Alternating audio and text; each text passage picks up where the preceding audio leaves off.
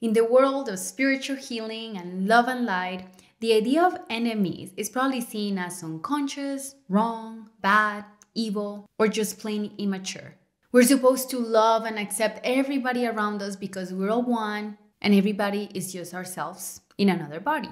But what if having enemies could actually help you individuate and mature spiritually? Being able to handle the very harsh reality of having opposition, rivals, and polarization can actually help us return to love in an empowered and mature way, instead of collapsing into the blob of oneness of just love and light energy. In this episode, we're going to explore the gift of having enemies and how they can make you more virile and grounded in love.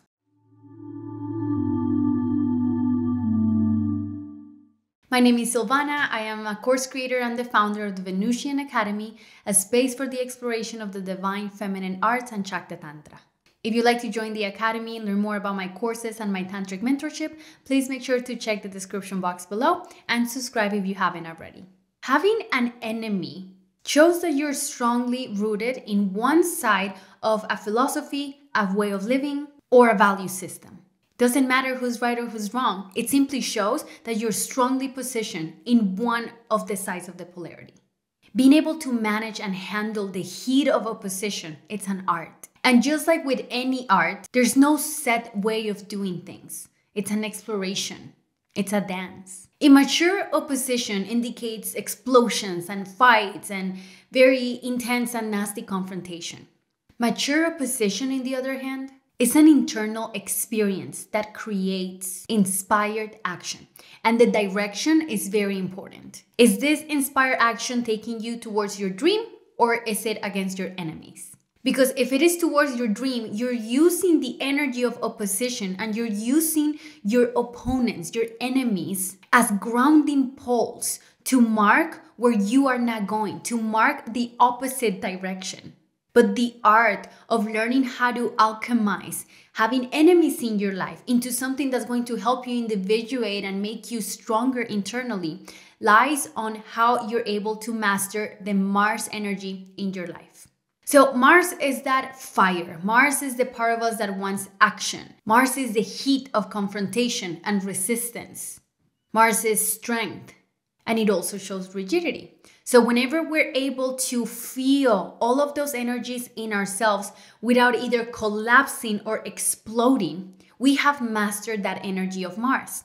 And if we have that inner mastery in ourselves, having enemies is actually a really good thing because they're there serving you, allowing you to project onto them what you don't want to stand for, holding a symbol of the opposite of values that you have. And they can provide a reminder of the anti-value so you can remember what your values actually are. Let's start with the higher philosophies, right? So the higher philosophy is that everything is one, everything is love, that oneness is love. And whenever we take this transcendental philosophy and we apply it to our human lives, we can get into trouble. If somebody's like very arrogant, maybe they won't. Maybe it'll be good for them. But if you've experienced trauma and you're used to collapsing and you don't even know where your identity is and your boundaries are all wobbly because you're learning how to place them, these philosophies are actually more harmful than beneficial. Because if everything is love and you're a good person and you're also love and he's love and everything's love, then it's just one big blob. And where is the separation? We have to remember that we live in a reality of duality. We have physical bodies. I have my person here. I am me and you are you. And even though we are in a so-called illusion, this illusion is the reality that we chose to be present with at this point in time. The importance of remembering that we are in the reality of duality, knowing that our true selves, our essence is oneness, gives us the understanding that we're in a reality where all the expressions of love are here. And the energy of opposition and separation helps us determine which expressions of life align to you, to this particular incarnation. This is the process of individuation and psychologically maturing and spiritually maturing as well. The infantile state of like everything is one is a root transcendental truth, which should be used as reminders whenever we are in darkness, whenever we feel that we lost access to their inner light. But in order to navigate the world and life and to be able to express the myth that we're living in this particular life and incarnation, we need to respect the duality of this realm. And the world of duality demands that we take a side. I remember whenever I watched that show, The Last of Us. It comes from some video game. It's about an apocalyptic reality where mushrooms take over and the whole world collapses. And after I watched that show, I got hit with this question. I'm not going to spoil anything, so don't worry if you haven't watched it. But the very last episode, there was a very ethical conversation happening. Not a conversation, but the whole show brought up an internal conversation within myself about the ethics of whenever you have the question, right? One person's life versus the group. And this same dynamic being used in the present by, the evil architects of the world that are trying to poison our food and our water and, play with us like guinea pigs with stuff. That's the same question. See, so it's almost like when I see it in the world, it's very different than when I see it in myself and in my life and what I would do. And the important thing to have, the realization I have after this inner exploration of oh my God, this is what side of the story am I on? That is based on the personal values that we develop. Oftentimes our values, they're there and they're unconscious values because we don't take the time of asking ourselves, what are my personal values? What do I stand for in this present moment in life? What is sacred? Values develop from what is sacred. That is the core of values. Everything else is around that, protecting that sacredness. So when we're in this energy of I love everybody, I don't have any enemies because I'm unconditional love, you're not really loving. Because in order to truly love, you have to be present and you have to be able to witness something without judgment. If you are energetically in this wobbly energy of going back and forth, you're not safe for the people around you because uncontained energy does not feel safe. And if you want to live a reality where you're in this energy, you have to disengage from the world. Most likely move to some mountain and live the heretic life because that is the place where you can be in that energy. But if you're here in the world needs you. The world needs adults. And to live by a philosophy that is so love and light, and blind ourselves to the darkness, blind ourselves to the things that are opposing our personal values is a juvenile energy. I don't want to see it. I don't want to take responsibility. I don't want it. Reconnecting with our power. And the whole idea of feminine empowerment is about that. It's about grabbing onto responsibility.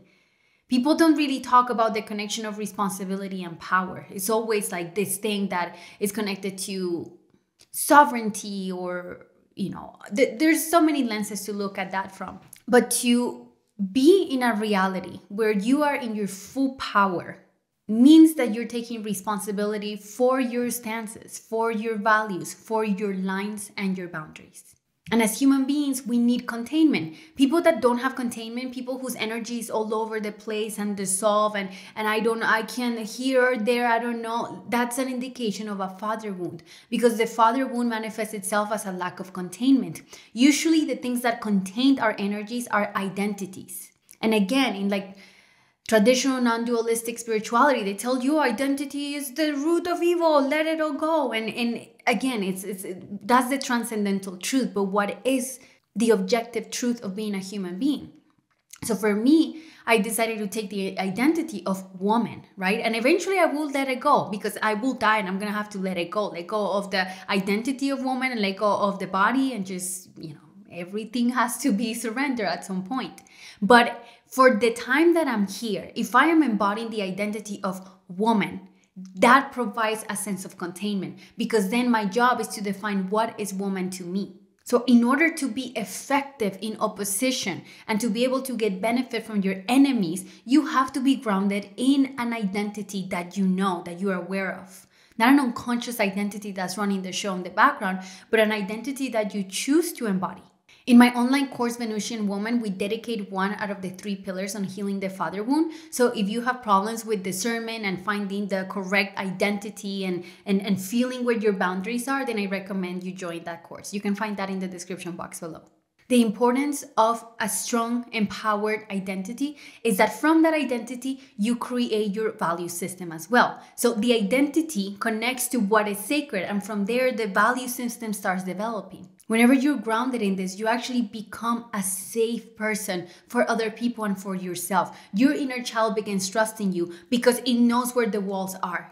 When we don't have that, our own inner child is in this constant panic because it feels exposed. It doesn't have an internal father because we have not developed that internal father. That is the identity. With this contained whole energy, then you can face your opposition. And that's when you can extract the gifts of having an enemy. And I'm using air quotes if you're just listening to this and you cannot see it, because enemies, the real enemies, are all internal. And every time that in my life a new enemy arrives, like, it's a blessing. It's such a good thing because it's like somebody took on the burden of things that I project, things that are a no for me, and they're embodying that in my life. And if they're embodying that in my life, I don't have to embody it. I don't have to manifest it in my reality if I know how to manage the art of opposition.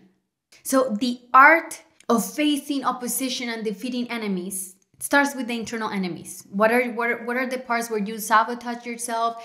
The internal enemies are bad diet, unhealthy habits, self-destructive behaviors. Those are the internal enemies. So once we've mastered that, then we can play with the external enemies, the energy that they bring into our life. First step, knowing where your edges and your boundaries are. Understanding what is acceptable and what is not acceptable in your space. This isn't as obvious as it sounds.